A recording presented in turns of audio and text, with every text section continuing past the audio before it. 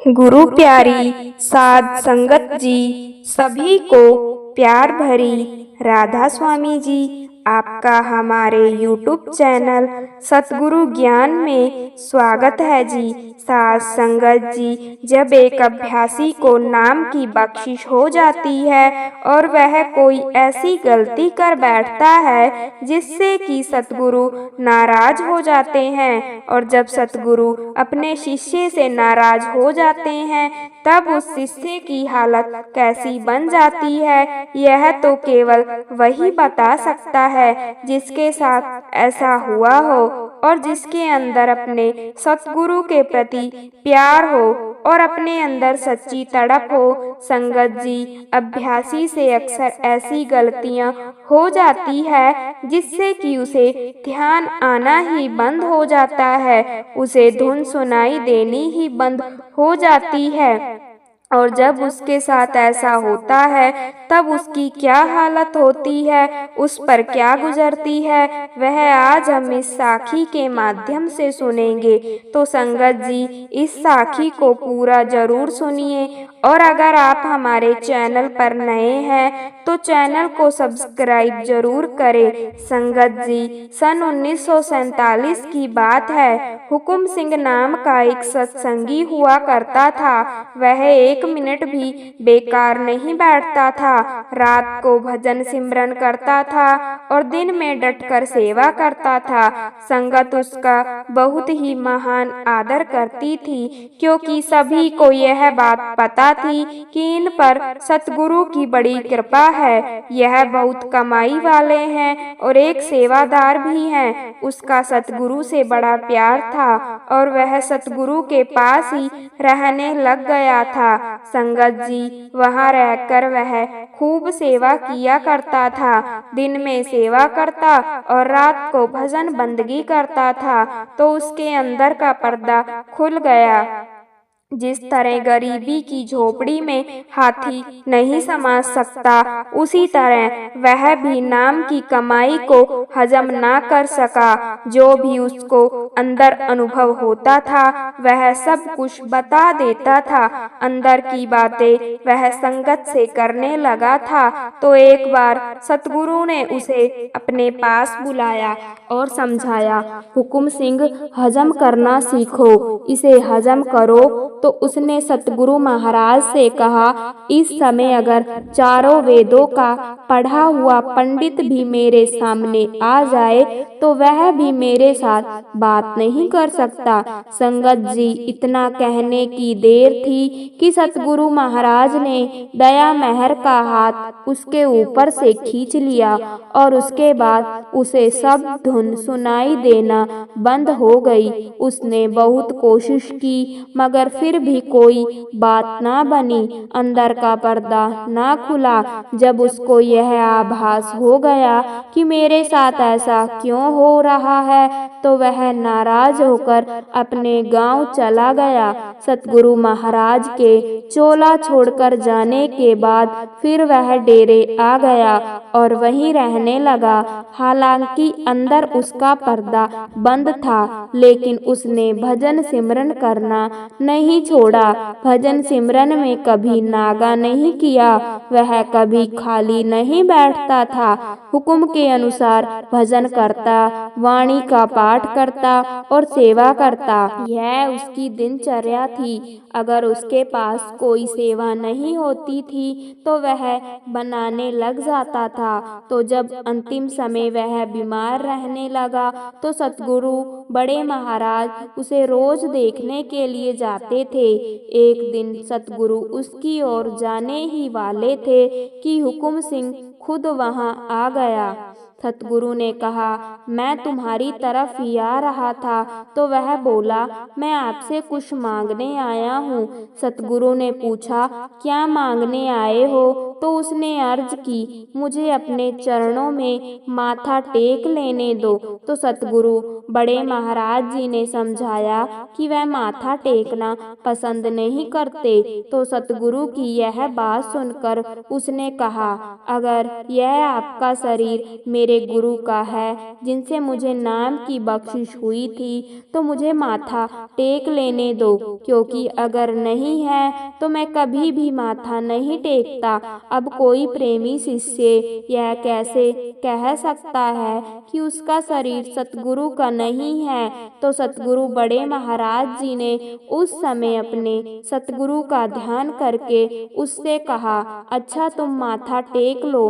तो जब उसने चरणों में माथा टेका तो उसी वक्त कहने लगा, मेरी जो 16 वर्षों की कमाई बंद पड़ी थी वह एकदम खुल गई है। मुझे मेरी कमाई वापस मिल गई है और मेरी संभाल हो गई है। मेरे सतगुरु मुझे लेने आ गए हैं। संगत जी, कई बार अभ्यास को कमाई का अहंकार हो जाता है और अंदर का रास्ता बंद हो जाता है। यही शिष्य की आजमाइश का वक्त होता है। उसे भजन सिमरन करना बंद नहीं करना चाहिए और ना ही अपने अंदर अभाव लाना चाहिए, क्योंकि उसकी कमाई व्यर्थ नहीं जाती। शरीर छोड़ने के वक्त पूरी संभाल होती है। तो संगत जी, इस साखी से हमें यही प्रेरणा मिलती है कि हमें बिना नागा भजन सिमरन करना है और नाम की कमाई को हजम करना सीखना है, क्योंकि ऐसी बहुत सारी बातें सामने आती है कि जो सत्संगी नाम की कमाई को हजम नहीं कर पाते। सतगुरु अपनी दया मेहर का हाथ उनके ऊपर से खींच लेते हैं। वह हमारे साथ ऐसा इसीलिए करते हैं क्योंकि हम उस कमाई को हजम करने के काबिल नहीं होते, और जब हम काबिल हो जाते हैं तो वही कृपा सतगुरु हम पर फिर से कर देते हैं। तो सतगुरु तो अक्सर यही फरमाते हैं कि हमें हजम करना सीखना है। हमें यह बातें किसी को नहीं बतानी है, क्योंकि अगर हम हजम नहीं करते और बाहर सब बताने लगते हैं तो हमारा जो रूहानी सफ़र है वह वहीं रुक जाता है और हम तब तक आगे नहीं बढ़ सकते जब तक हम उसके काबिल नहीं बन जाते और सतगुरु वही कृपा हम पर फिर से नहीं कर देते। कुछ अभ्यासी ऐसे होते हैं जिन्हें शब्द धुन सुनाई देना बंद हो जाता है तो वह थक हार कर भजन सिमरन करना छोड़ देती हैं। तो यहाँ पर सतगुरु हमें समझाते हैं कि भले ही मालिक ने अपनी दया मेहर का हाथ खींच लिया हो, लेकिन हमें भजन सिमरन करना बंद नहीं करना चाहिए। हमें उसे जारी रखना चाहिए, क्योंकि मालिक को हमारे भजन सिमरन से ज़्यादा हमारे प्रयास प्यारे होते हैं। अगर सत्संगी प्रयास करता जाता है, भजन सिमरन करता जाता है, मालिक उसके इन्हीं प्रयासों को देखकर उससे प्रसन्न हो जाता है और उसका अंदर का पर्दा दोबारा खोल देता है। फिर वह सत्संगी दोबारा से उस शब्द को सुनने लग जाता है, दोबारा से वही नज़ारे देखने लग जाता है जो उसे पहले देखने को मिलते थे। तो संगत जी, यहाँ पर संत महात्मा एक बात कहते हैं कि हमें नाम सुनाई दे या ना दे, अंदर कुछ दिखाई दे या ना दे, लेकिन हमें उस मालिक की भजन बंदगी में बैठना है, नाम की कमाई करनी है, क्योंकि मालिक हमारे अंदर इसी तड़प को देखकर हम पर ऐसी कृपा कर देते हैं जिसके काबिल भी हम नहीं होते। साथ संगत जी, आगे हम जानेंगे कि हमें उस चुनौती का सामना करना होता है, नहीं तो हम उसके आगे हार जाते हैं। आपका जीवन आपकी सोच के अनुसार बदलेगा, इसीलिए हमेशा सकारात्मक सोच रखिए। उस खूबसूरत पल के बारे में मत सोचिए, वह तो कल था, आप आज पर ध्यान दीजिए। बहुत समय पहले की बात है, एक महात्मा एक गांव से होकर गुजर रहे थे। उस गांव में एक तालाब था। महात्मा और उनके सभी शिष्य तालाब के पास रुक गए। तभी वहां एक लड़का अपनी माँ के साथ पानी भरने आया। उस लड़के की नजर महात्मा गुरु पर पड़ी। वह महात्मा को पहले से ही जानता था। वह जानता था कि महात्मा बहुत ज्ञानी है और वह सभी के प्रश्नों का उत्तर देते हैं, सभी की समस्याओं का समाधान भी बताते हैं।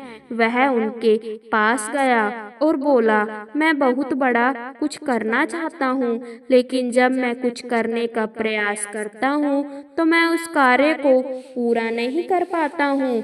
मुझे समझ नहीं आता है कि मैं कहाँ गलती कर रहा हूँ। इसीलिए मैं आपसे यह प्रश्न पूछना चाहता हूँ कि लक्ष्य को प्राप्त करते समय ऐसी कौन सी कठिनाइयों का सामना करना पड़ता है जिनको पार करने के बाद कोई व्यक्ति सफल हो सकता है। महात्मा उस लड़के की ओर मुस्कुराते हुए देखकर बोले, जब तक तुम अपने लक्ष्य की ओर कदम नहीं बढ़ाते हो, तब तक सफलता से जुड़ा हर प्रश्न, हर उत्तर अधूरा है। महात्मा ने इस उपदेश को समाप्त कर अपने सभी शिष्यों के साथ आगे की यात्रा जारी रखी। उस लड़के ने भी अपनी माँ के साथ घर लौटने का निर्णय किया और घर वापस आ गया।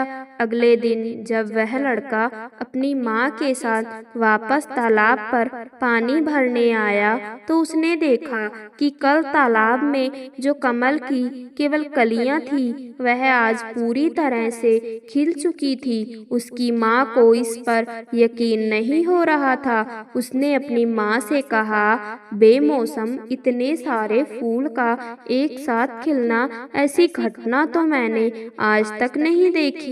यह सब महात्मा के यहाँ आने के कारण हुआ है, अर्थात यह उनका ही प्रभाव है। उस समय वह लड़का सोच में खो गया।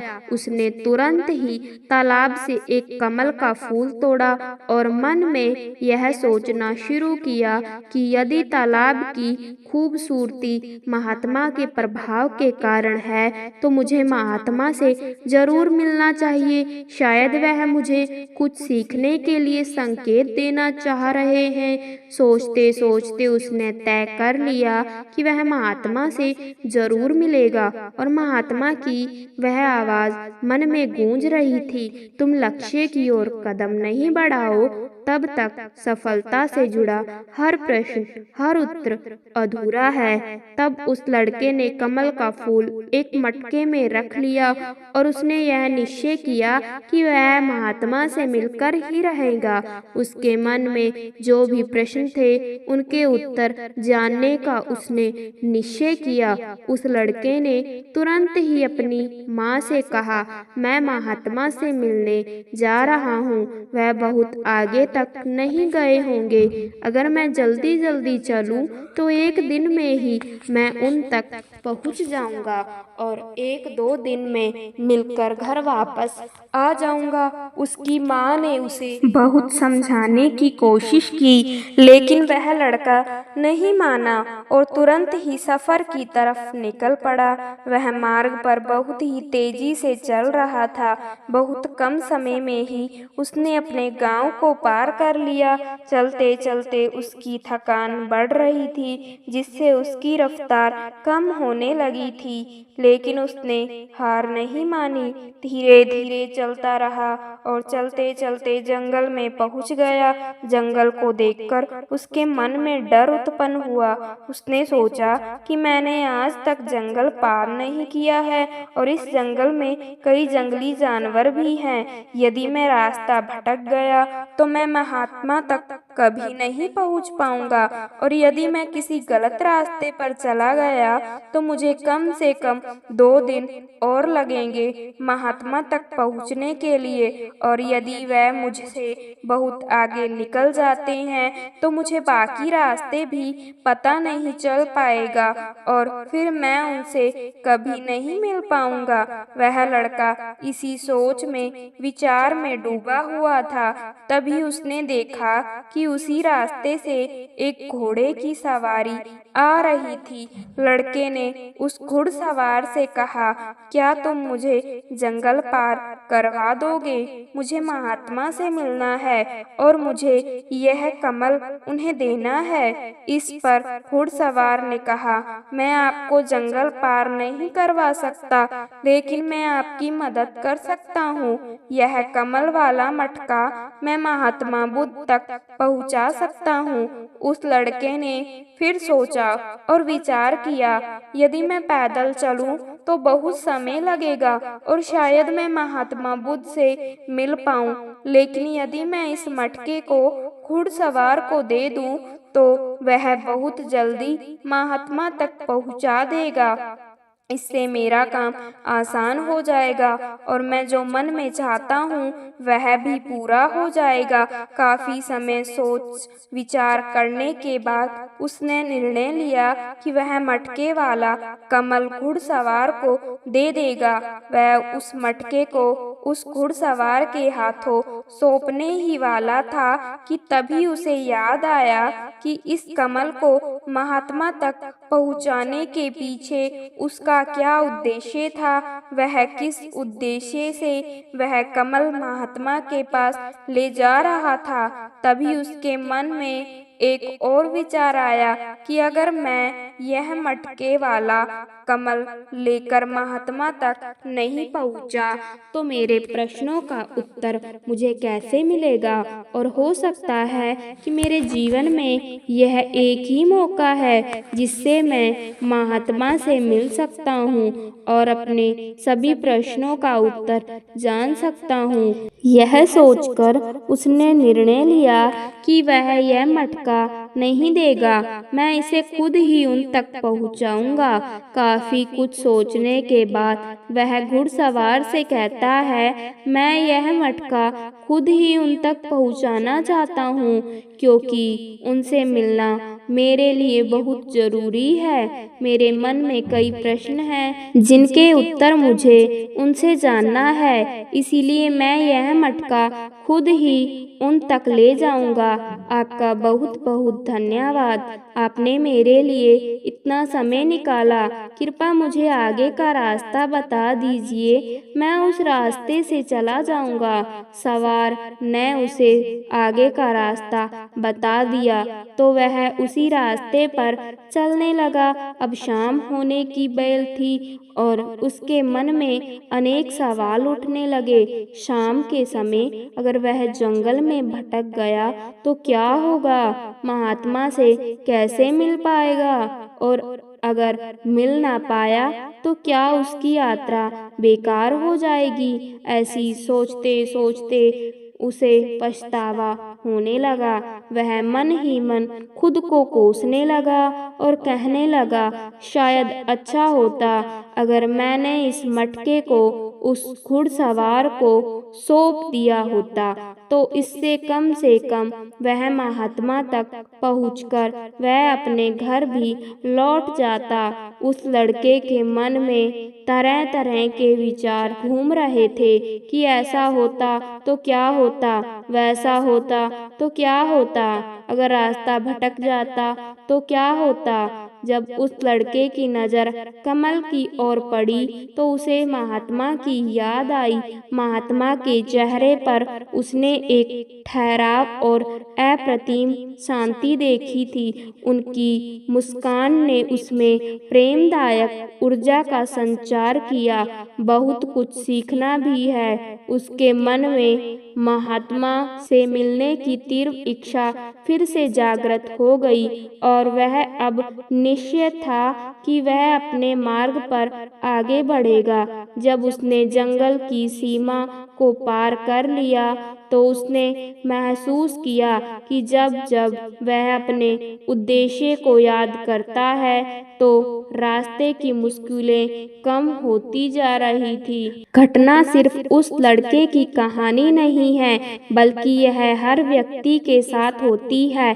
जब हम अपने उद्देश्य को याद रखते हैं तो हमारे मार्ग में आने वाली रुकावटें छोटी पड़ जाती है और हम उन्हें आसानी से पार करके अपने लक्ष्य की ओर बढ़ते हैं। इसके बाद उस लड़के को यह एहसास हुआ कि उसे अपना उद्देश्य याद रखना है और धीरे धीरे आगे बढ़ते रहना है।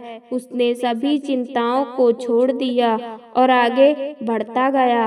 हालांकि चलते चलते वह काफी थक चुका था और जब उसने जंगल को पार किया तो उसे एक छोटी सी कुटिया दिखाई दी। उस कुटिया में एक सुंदर स्त्री रहती थी। वह लड़का थक चुका था और जोरों की प्यास महसूस कर रहा था।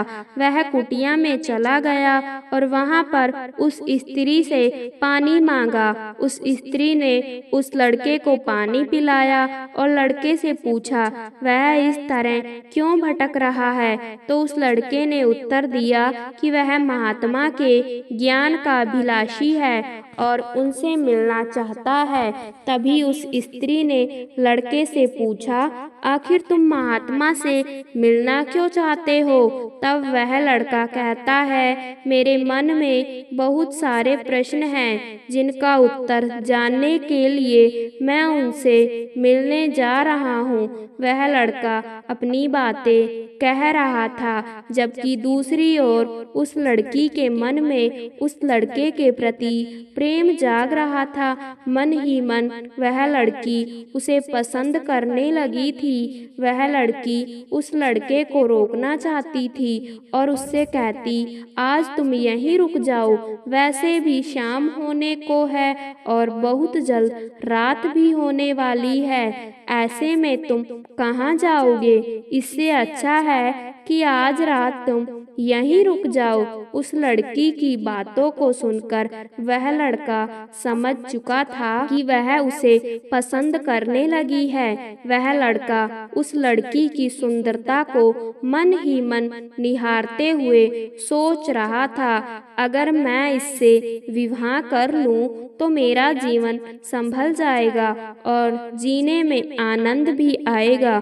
उस लड़के ने सोचा ऐसे भी मैं आज रात महात्मा से मिल नहीं पाऊंगा तो क्यों ना मैं यहीं पर रुक जाऊं। फिर उसने जवाब देते हुए कहा मैं कुछ देर में सोचकर बताता हूँ। लड़का इस विषय में सोचता रहा। तब तक उसके मन में फिर से महात्मा की वह बात याद आई। उसे एहसास हुआ कि वह इतनी दूर से यहाँ क्यों आया है और उसने मन ही मन सवाल किया क्या मैं यहाँ इतनी दूर इस लड़की के साथ मित्रता प्रेम अथवा विवाह करने आया हूँ। नहीं नहीं, यह मेरी प्रेमिका नहीं बन सकती। क्या भरोसा आज तो इसका मन मुझ पर आया है, कल किसी और पर आ जाए। लड़के ने तुरंत ही उस कमल की ओर देखा और उसे उसका उद्देश्य याद आ गया। उसने जल्दी से निर्णय लिया कि वह आगे अपने लक्ष्य की ओर कुछ करेगा। उसने लड़की को मना किया और अपने मार्ग की ओर प्रस्थान किया। जब वह आगे बढ़ने लगा तभी उसे अपने निर्णय पर अफसोस होने लगा। ऐसा लग रहा था कि अगर उसे महात्मा ना मिले तो उसके हाथ से वह लड़की भी चली जाएगी। उसे इस बात का बहुत दुख था। फिर वह आगे बढ़ता गया। कुछ दूर जाने के बाद जब उसका मन शांत हुआ तब उसे यह एहसास हुआ कि यदि वह उस स्त्री के पास रुक जाए तो वह अपने उद्देश्य में कभी सफल नहीं हो पाता और उसकी यह यात्रा बेकार हो जाती है। उसकी तब एक और बात का स्मरण हुआ कि कोई भी वस्तु या व्यक्ति जो हमें अपने उद्देश्य से भटकाने का प्रयास करे, उससे तुरंत ही दूरी बना लेनी चाहिए और हमें अपना उद्देश्य याद रखना चाहिए। वह लड़का सोच विचार करते हुए आगे बढ़ रहा था। तभी मार्ग में एक बुजुर्ग आदमी से मिला। उसने बुजुर्ग से पूछा, बाबा, क्या आपने इस मार्ग से महात्मा को जाते हुए देखा है? पिछले गांव में किसी ने बताया कि वह इसी मार्ग से आगे बढ़े थे। क्या आप बता सकते हैं वह किस तरफ गए हैं? उस बुजुर्ग ने उस लड़के से कहा, तुम्हें कोई गलतफहमी हुई है। इधर से कोई ऋषि मुनि नहीं गए हैं। हो सकता है कोई और मोड़ हो जिस पर तुमने ध्यान नहीं दिया हो और उस रास्ते से वह मुनि चले गए हो। यह सुनकर वह लड़का घबरा गया। अभी कुछ ही घंटे पहले ही उसने उस बस्ती को पार किया था। अगर वह वापस गया तो काफी समय लग जाएगा और अंधेरा भी होने को है। उसके रहने के लिए कोई जगह भी नहीं है और न ही उसके पास कुछ खाने के लिए बचा। इससे उसकी पूरी यात्रा बेकार हो जाएगी। मुझे तो लगता था कि मैं महात्मा से मिल पाऊंगा, लेकिन अब लगता है कि उनसे मिलना इस जन्म में तो संभव नहीं है। इस प्रकार के कई विचार उस लड़के के मन में उमड़ने लगे थे। वह लड़का खुद पर संदेह करने लगा। जैसे ही उसके मन में इस प्रकार के विचार उत्पन्न हुए, मानो उसके पैरों में किसी ने बेड़ियां डाल दी हो। वह बार बार केवल एक ही बात सोच रहा था, आखिर मुझे क्यों नहीं दिखाई दिए? मैं बार बार एक ही गलती क्यों करता हूँ? मुझे इतनी बड़ी गलती कैसे हो गई? वह लड़का सिर पकड़कर वहीं बैठ गया। कुछ देर तक तो उसे कुछ समझ नहीं आ रहा था। तभी उस लड़के को उसकी माँ की बात याद आई। हर गलती में कोई न कोई सीख छुपी होती है जो हमारे जीवन की और भी बेहतर बनाती है। और इस बात को सोचते ही उसका मन पूरी तरह से शांत हो चुका था। वह लड़का बार बार अपने मन में एक ही बात दोहरा रहा था कि हर गलती में सीख छुपी होती है और वह हमें और बेहतर बनाने आई है। उसने अपनी गलती को स्वीकार किया। हाँ, मुझसे गलती हो गई है। मैं जल्दबाजी में बिना सोचे समझे मार्ग में आगे बढ़ रहा था। जैसे जैसे लोगों ने कहा, उसी तरह से वह आगे बढ़ता गया।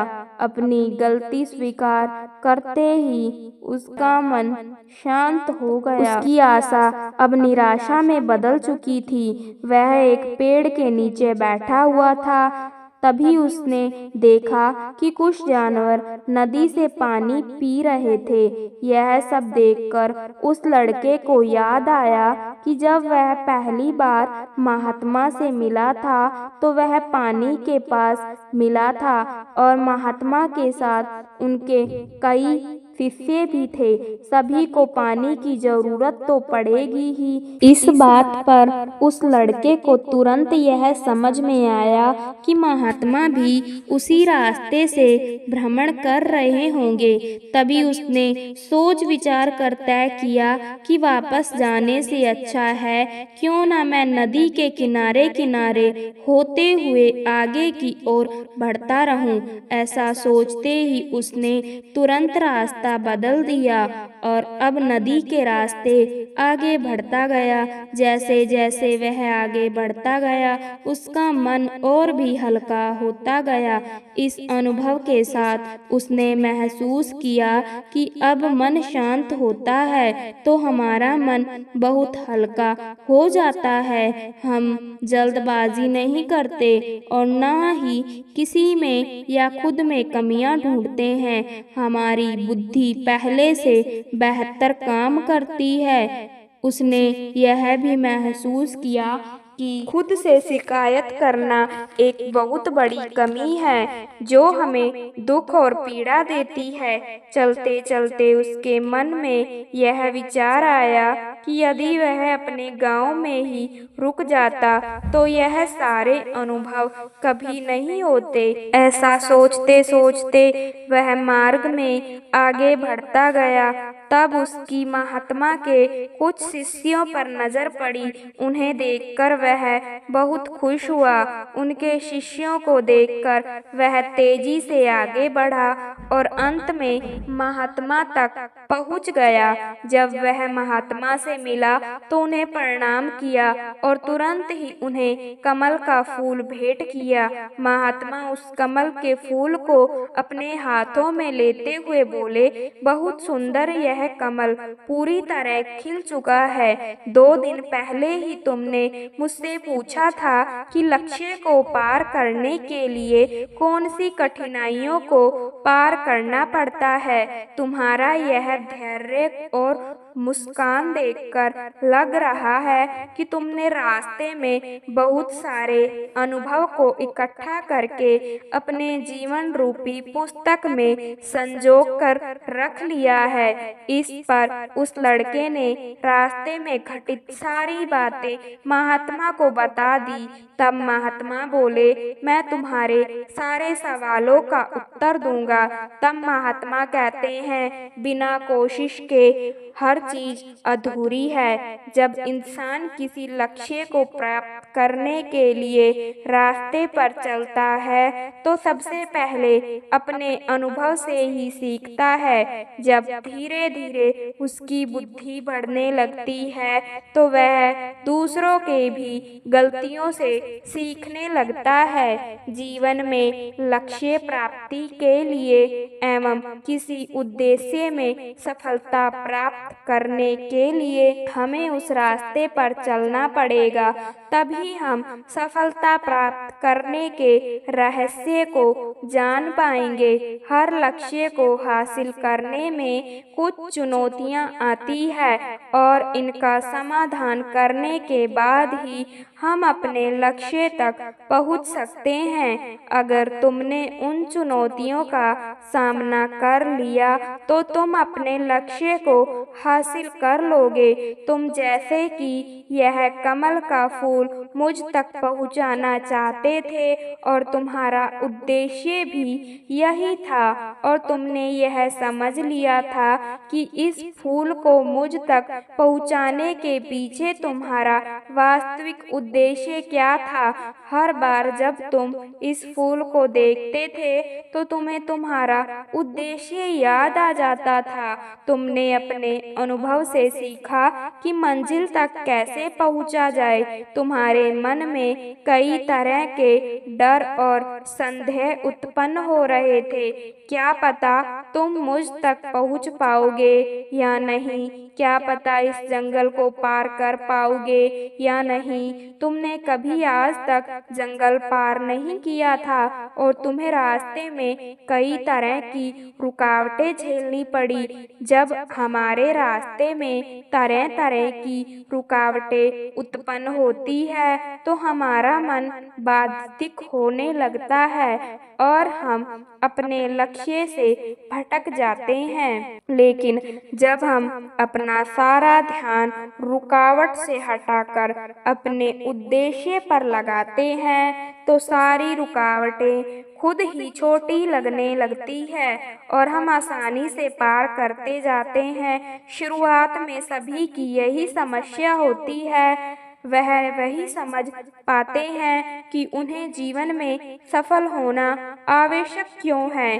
क्यों वह कुछ करना चाहते हैं। उनके सामने बहुत सारी परेशानियां आती रहती है और वह उन परेशानियों के सामने हार मान लेते हैं। लेकिन जैसे जैसे आप आगे बढ़ते हैं और अपने लक्ष्य के प्रति पूर्ण रूप से समर्पित होते हैं तो सफलता की ओर बढ़ना आसान हो जाता है। असली शक्ति इच्छाओं को पूरा करने में नहीं है, बल्कि यह है कि हम सब कुछ जानते हुए भी सही काम नहीं कर पाते। अगर हम अपने उद्देश्य की ओर बढ़ते हुए किसी भ्रम जाल के आकर्षण के मोह पास में फंसकर रुक जाते हैं तो हमारी लक्ष्य प्राप्ति की यात्रा अधूरी रह जाती है। जैसे कि इस यात्रा के दौरान तुमने हमेशा फूल को अपने साथ रखा, वैसे ही हमें उद्देश्य को हमेशा सामने रखना चाहिए। हमारा लक्ष्य हमेशा आंखों के सामने होना चाहिए ताकि हमें निर्णय लेने में आसानी हो। समर्पण, संघर्ष और ध्यान, यह 3 गुण हमें जीवन में सफलता की दिशा में आगे बढ़ने में मदद करते हैं। हमारे लक्ष्य को समझना, समर्पित रहना और हमेशा आंखों के सामने रखना हमारे उस मार्ग को प्रशस्त करता है जो हमें सफलता की ओर ले जाता है। रास्ते में आने वाली रुकावट को समझकर उनसे अनुभव एकत्रित कर हम अपने उद्देश्य को प्राप्त कर सकते हैं। जीवन की यात्रा में हमें सही निर्णय लेने की क्षमता, स्थिरता और अनुभव की आवश्यकता होती है। इन गुणों के साथ हम सफलता की ओर बढ़ सकते हैं और अपने सपनों को पूरा कर सकते हैं। बहुत समय पहले की बात है, गांव में एक व्यक्ति रहता था जिसका इस संसार से मन भर चुका था, जो इस संसार के मोह माया को त्याग देना चाहता था। उसने एक दिन यह फैसला किया कि वह अब इस संसार की हर मोह माया को त्याग देगा। उस व्यक्ति ने सन्यासियों के जीवन को देखा था और उसने अब यह तय कर लिया था कि वह अब एक सन्यासी की जीवन व्यतीत करेगा।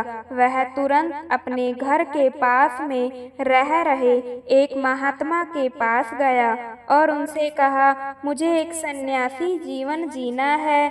मैं इस संसार की मोह माया त्याग देना चाहता हूँ। इस पर वह गुरु उस व्यक्ति से पूछते हैं, क्या तुम सच में सन्यासी का जीवन जीना चाहते हो? इस पर वह व्यक्ति महात्मा से कहता है, जी हाँ, मैंने यह निर्णय लिया है कि अब मुझे इस संसार की मोह माया को त्यागना है। उस व्यक्ति की बात सुनकर महात्मा कहते हैं, ठीक है, लेकिन तुम्हें मेरी एक बात माननी होगी। इस पर वह व्यक्ति कहता है, मैं आपकी सारी बातें मानने को तैयार हूँ।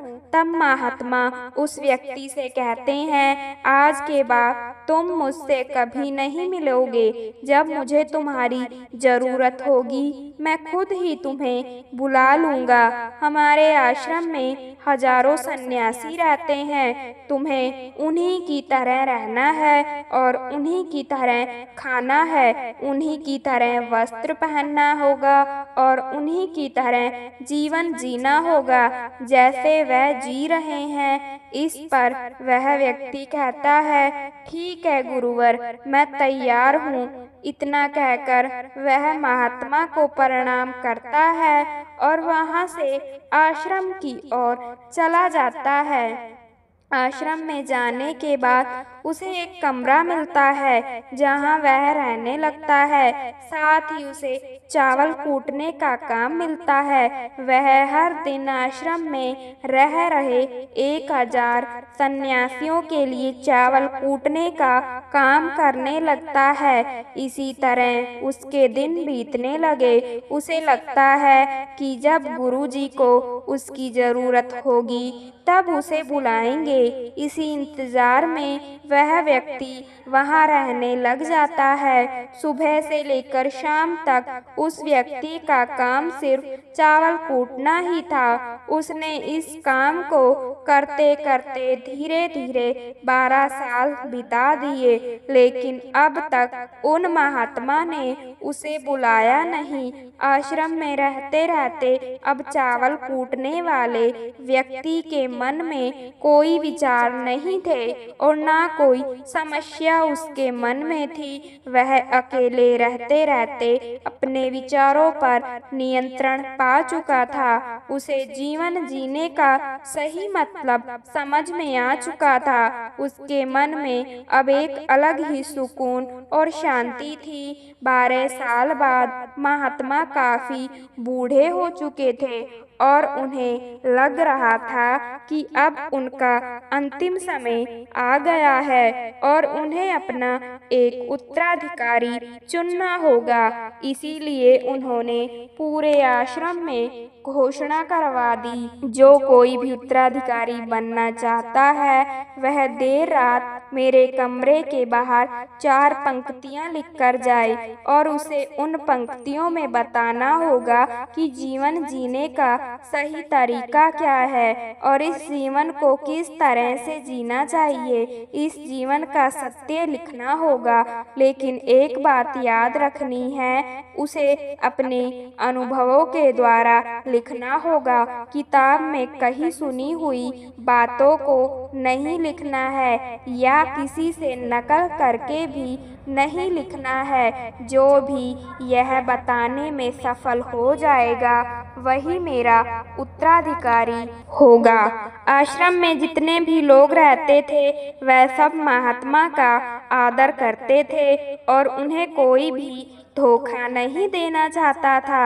सभी शिष्यों की इच्छा थी कि वह उनका उत्तराधिकारी बने, लेकिन कोई भी इस काम को करने को तैयार नहीं था। उन 1000 शिष्यों में से एक विद्वान शिष्य ने बहुत ही हिम्मत जुटाकर अंधेरी रात में दीवार के बाहर लिख दिया कि मन एक दर्पण की तरह है, उसमें धूल जम जाती है, उस धूल को साफ कर दो तो सत्य अनुभव का अनुभव हो जाता है। उस शिष्य के कहने का तात्पर्य था कि हमारा मन दर्पण के समान है, जिसमें अनेक विचार और कलंक रूपी धूल जमे हुए होते हैं। जब हम अपने मन को साफ करते हैं तो हम सत्य का अनुभव करते हैं, अर्थात जब हम अपने मन की धूल को हटा देते हैं तो हम सत्य को अनुभव करते हैं। यह 4 पंक्तियां उस शिष्य ने बड़ी हिम्मत जुटाकर अपने गुरुवर के कमरे के बाहर लिख दी। अगली सुबह जब महात्मा उठे और कमरे के बाहर लिखी 4 पंक्तियों को पढ़ा और कहा, किस मूर्ख ने लिखी है, मेरी दीवार को किसने खराब कर दिया है, उसे पकड़कर अभी मेरे पास लाओ।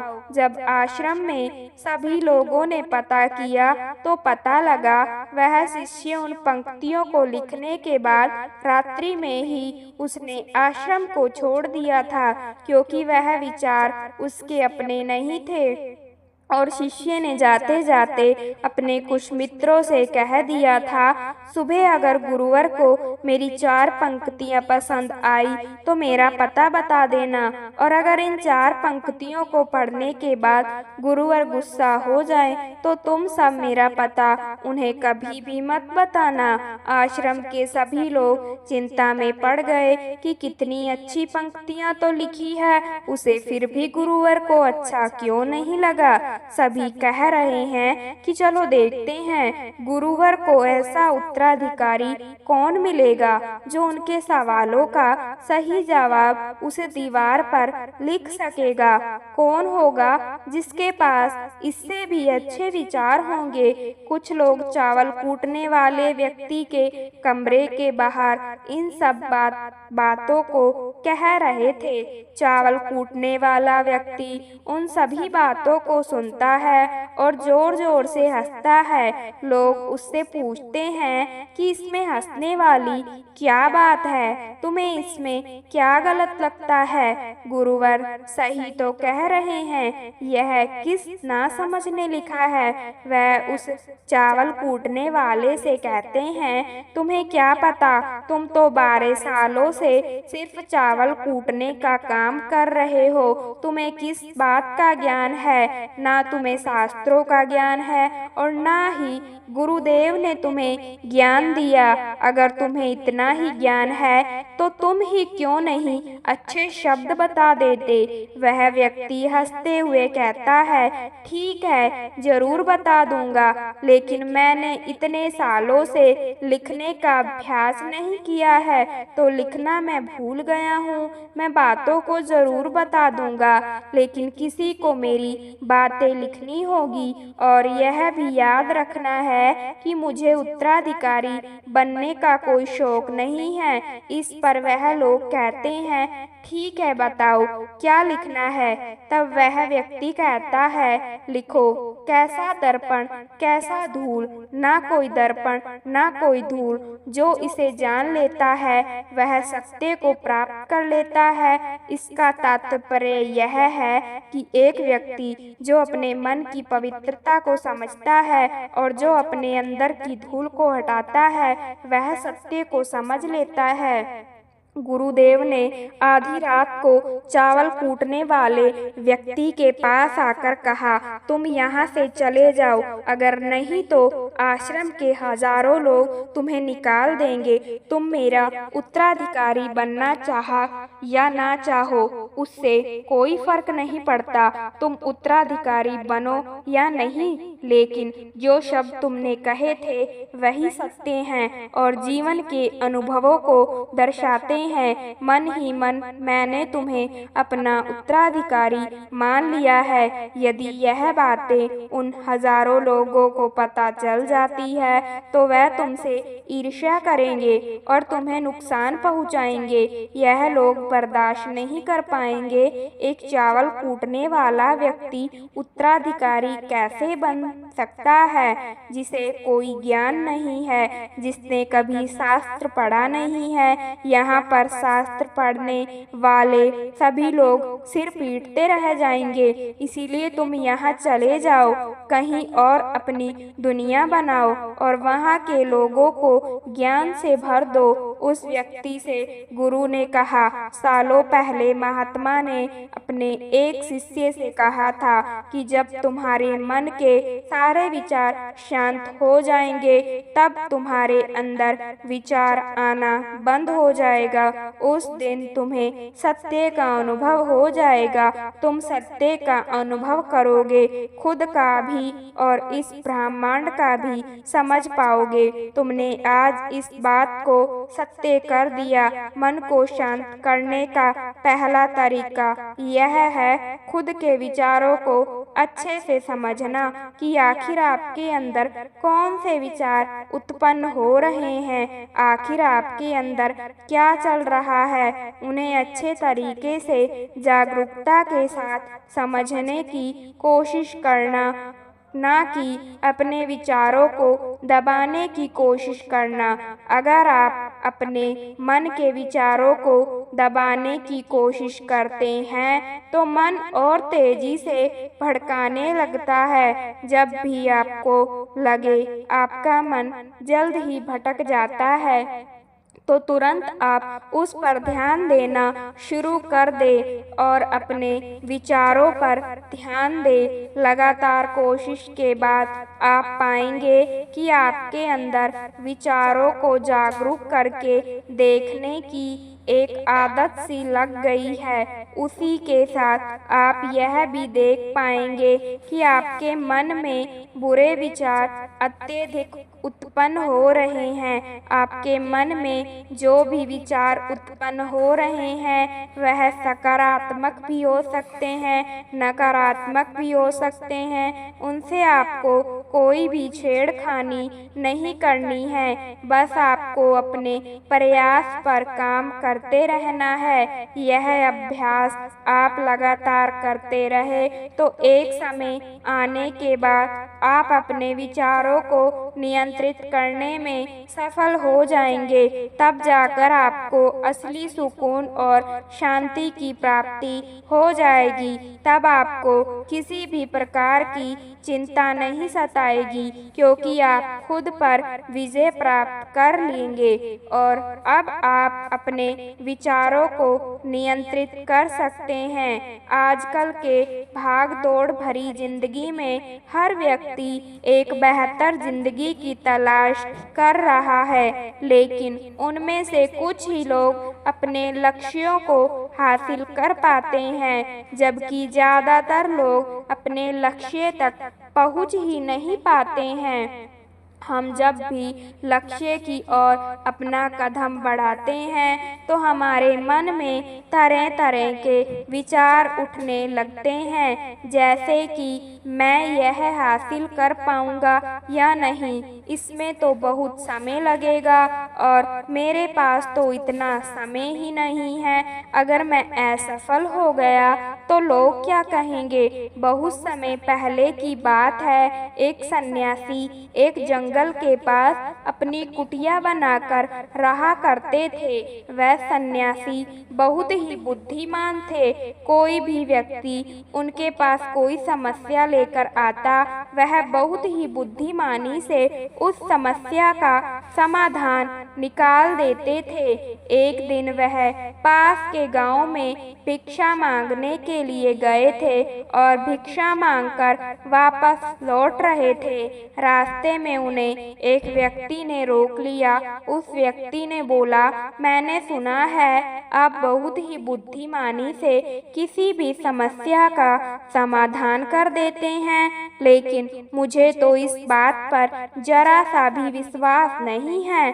अगर आप सच में सभी समस्याओं का समाधान कर देते हैं तो क्या आप मेरे इस जटिल समस्या को सुलझा पाएंगे। मैंने लोगों से आपके बहुत से बुद्धिमानी के किस्से सुन रखे हैं, इसीलिए मैं आपसे एक बात जानना चाह रहा हूँ कि हमें किसी भी काम में असफलता की घबराहट क्यों होती है और हम अपने किसी भी लक्ष्य को बिना असफलता के घबराहट के कैसे प्राप्त कर सकते हैं। उस व्यक्ति की इस बात को सुनकर सन्यासी मुस्कुराए और बोले, मैं तुम्हारे इस प्रश्न का उत्तर जरूर दूंगा और उसके बाद से तुम्हारी सारी घबराहट भी दूर हो जाएगी, लेकिन इससे पहले तुम्हें मेरी कुटिया तक चलना होगा।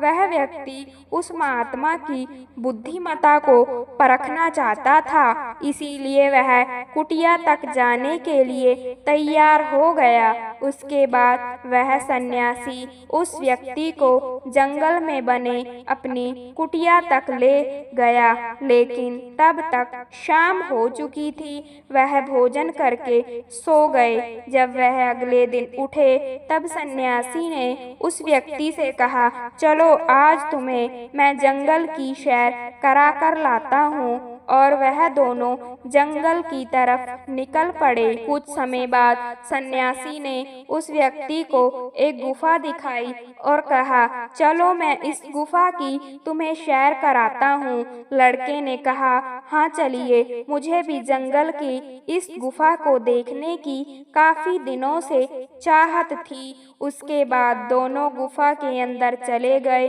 गुफा के अंदर काफी अंधेरा था, लेकिन कुछ समय बाद चुपके से सन्यासी गुफा से बाहर आ गए और उस गुफा के द्वार को बाहर से बंद कर दिया। उस लड़के ने गुफा के भीतर से बहुत आवाज दी, हे मुनिवर, हे मुनिवर, आप कहाँ चले गए? आप मुझे जवाब क्यों नहीं दे रहे हैं? बहुत देर तक कोई जवाब नहीं मिलने पर वह घबरा गया। घबरा कर गुफा के द्वार की तरफ भागा। जैसे ही गुफा के प्रवेश द्वार पर पहुंचा, हैरान रह गया, यहाँ तो किसी ने गुफा के द्वार को बंद कर दिया है। अब मैं बाहर कैसे निकलूंगा?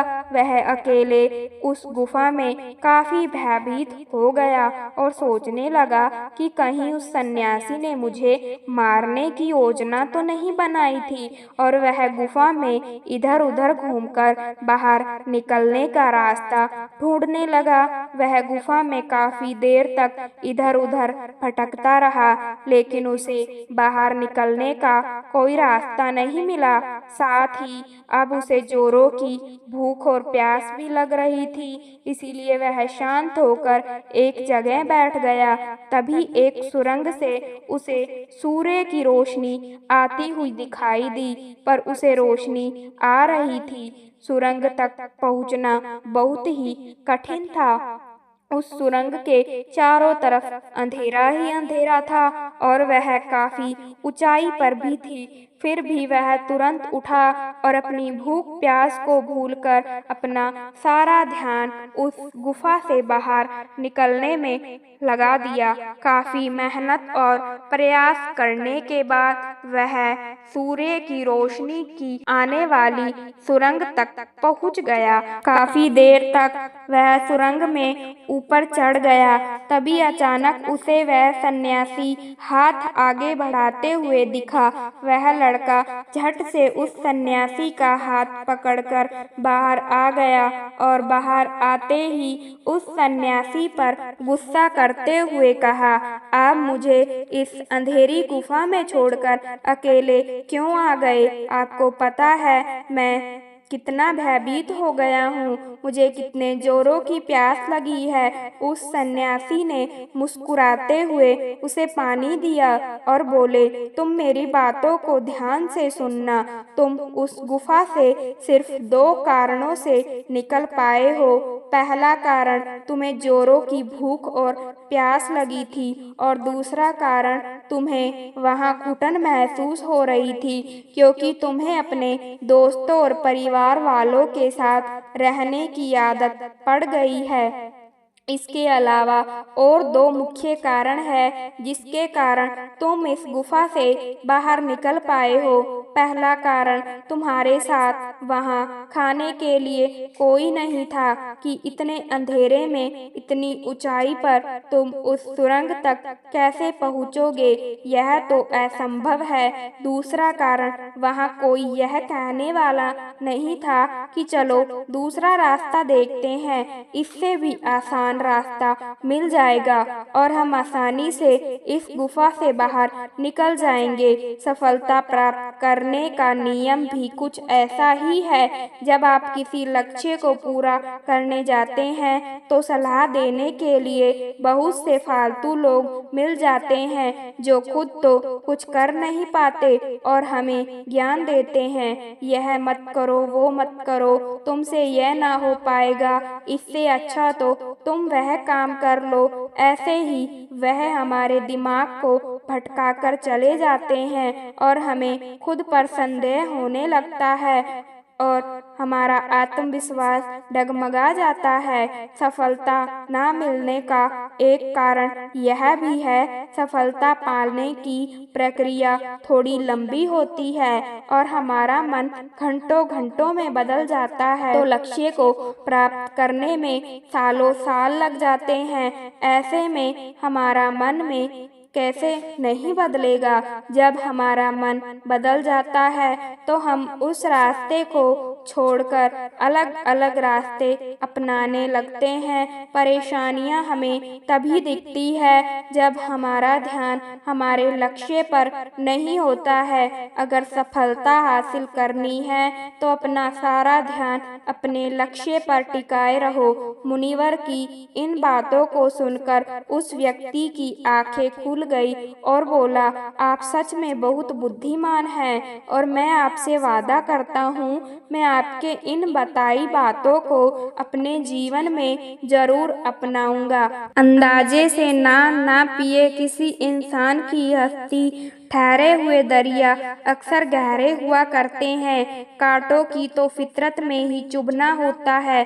गलती तो आपकी है, आप जो संभल के ना चले। जिंदगी में जो कुछ भी होता है किसी न किसी वजह से होता है। उस पल में या तो जिंदगी आपको बनाकर जाती है या फिर कुछ सिखाकर हमेशा जिंदा रहो, क्योंकि मृत्यु तो सबके पास आती है लेकिन जीने का तरीका खुद बनाना होता है।